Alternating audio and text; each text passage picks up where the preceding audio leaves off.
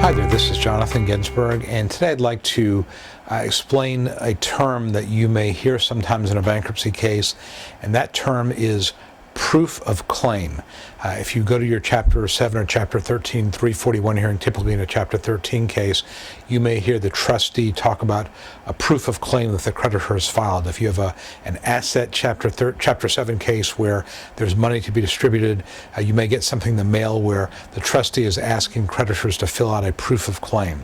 And basically what this is, it's a form where the creditor writes down how much is owed. And these are publicly available, and what I always do is I always look at the claims file, the proofs of claim that are filed by creditors to see if I have any basis to object to them, because sometimes creditors file proofs of claim that have mistakes. I've seen several situations. One is if you have a creditor that also has a collection agency, I've seen situations where both the creditor and the collection agency file without identifying that one represents the other, and the trustee, especially in Chapter 13, sets up to pay both of them. That means you're paying double for the same debt. That's not appropriate. We would object to that.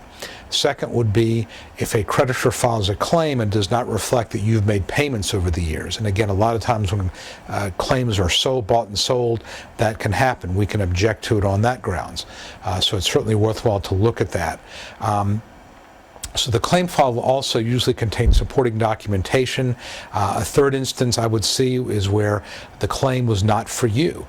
I've seen it happen where you have a common name, Tom Smith or Jack Jones, something like that, or you're a junior or a senior, and the debt was actually incurred by either somebody with the same name or your son or your father, something like that.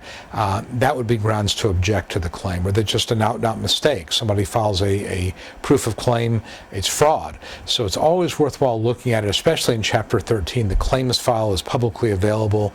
I think you can look at it on Pacer. What I always do is after the bar date, which is after the date that creditors are supposed to file their claims by, there's a deadline to do that.